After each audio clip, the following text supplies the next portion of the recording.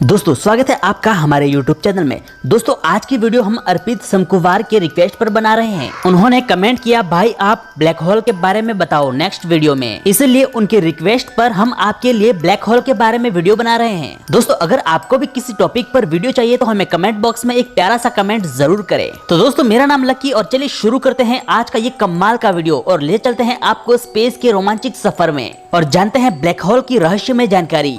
दोस्तों आप तो जानते हैं स्पेस अनंत तक फैला हुआ है और इसी स्पेस में मौजूद ऐसी जगह जहां पर जिसका गुरुत्वाकर्षण इतना ज्यादा होता है कि वहां पर रोशनी भी ऑब्जर्व नहीं कर पाती है और स्पेस में मौजूद उसी एरिया को ब्लैक होल कहते हैं। दोस्तों नासा ने कुछ समय पहले एक वीडियो जारी किया था जिसमें बताया था जिसमें एक ब्लैक होल के भयानक गुरुत्वाकर्षण को दर्शाया था। अब इस वीडियो क्लिप को ध्यान से देखिए। इसमें एक तारा जो ऑलमोस्ट हमारे सूर्य जितना बड़ा होगा, उस तारे को इस ब्लैक होल ने क्या हर्ष किया।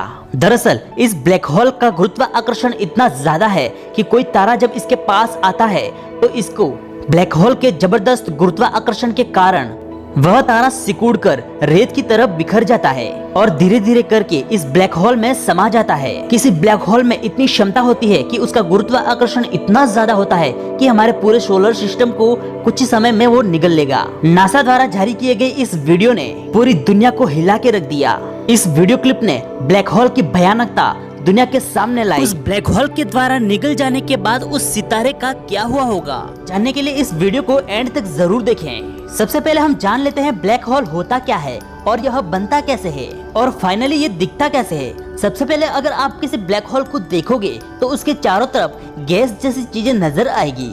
असल में ये ग्रेविटी होती है और ये ग्रेविटी का फोर्स इतना ज्यादा होता है कि ब्रह्मांड में मौजूद किसी भी ऑब्जेक्ट को बड़ी तेजी से ब्लैक होल की तरफ खींच रही होती है। कोई भी ब्लैक होल हर समय बड़ी तेजी से रोटेशन करता रहता है जिस वजह से वह किसी भी लाइट को तेजी से रिफ्लेक्ट करता है और इसी वजह से ब्लैक होल में कोई भी लाइट ऑब्जर्व नहीं करती है और इसी वजह से इनके आसपास की गैलेक्सीज बड़ी तेजी से रिफ्लेक्ट होने लगती है।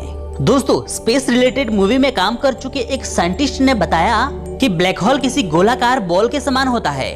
इसकी बाउंड्री का एरिया मेन होल के कंपैरिजन में बहुत ही डार्क होता है। लेकिन दोस्तों इसका ये मतलब बिल्कुल भी नहीं है कि अगर आपको आसमान में कोई ब्लैक होल दिखेगा तो वह वाकई ब्लैक होल होगा, क्योंकि ब्लैक होल गुलाबी कलर के भी हो सकते हैं क्योंकि गैलेक्सी पर पड़ने वाली लाइट के रिफ्लेक्शन की वजह से उसका कलर गुलाबी हो जाता है।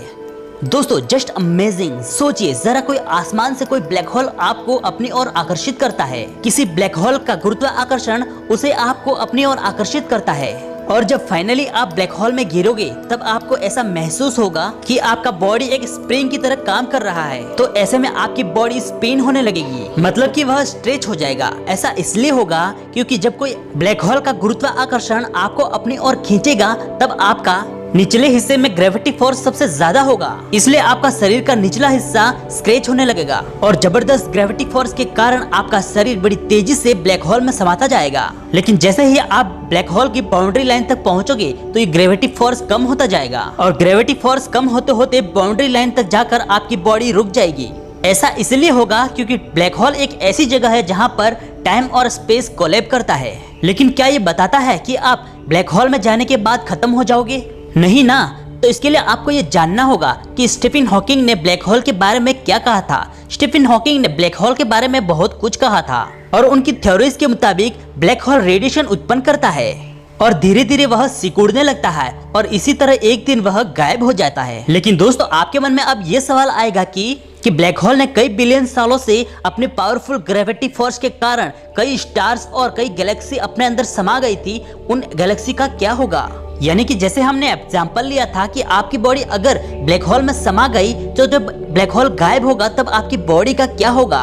और यही सवाल स्टीफन हॉकिंग से भी पूछे गए थे। तब उन्होंने कहा कि ब्लैक होल अपने अंदर जबरदस्त रेडिएशन उत्पन्न करता है जिसकी वजह से और वो सारे ऑब्जेक्ट रेडिएशन में बदल कर बाहर आ जाते हैं। और इसी वाक्य को उन्होंने एग्जाम्पल देकर समझाया था कि अगर मान लीजिए आपके पास कोई किताब है और इस किताब को पढ़कर आप निरंतर पढ़कर बोर हो जाते हो और इसी वजह से आप उस किताब को जला देते हो और वह किताब राख में बदल जाएगी। लेकिन इस किताब के इंफॉर्मेशन और उसके अंदर नॉलेज का क्या हुआ? वो तो अभी भी एसेस के फॉर्म में मौजूद है, बस विजिबल और रीडेबल नहीं है। तो इस तरह स्टीफन हॉकिंग की इस थ्योरी से ब्लैक होल को कुछ समझ पाए हैं। लेकिन फिर भी यह एक थ्योरी है, इसलिए इस पर यकीन नहीं किया जा सकता। अब बहुत से लोगों का सवाल होगा कि ब्लैक होल के अंदर क्या है। ये तो वैसा ही सवाल हो गया कि मरने के बाद क्या होता है, और इसका उत्तर जानने के लिए हमें मरकर वापस जिंदा होना होगा। और इसी तरह ब्लैक होल के अंदर क्या है ये जानने के लिए हमें ब्लैक होल के अंदर जाना होगा इसका सही उत्तर जानने के लिए। जाहिर सी बात है कि ब्लैक होल के अंदर से निकलने वाले रेडिएशन ही इन सभी राजों को छिपाए हुए हैं। अगर हमें इसे जानना है तो हमें डिटेल में उसकी स्टडी करनी होगी। दोस्तों हमारे वीडियो को लाइक जरूर करें, और अगर आप भी एक स्पेस लवर हो तो हमारे चैनल को सब्सक्राइब करके बेल आइकन को प्रेस करना बिल्कुल ना भूलें, और कोई प्यारा सा कमेंट जरूर लिखें और चैनल को सब्सक्राइब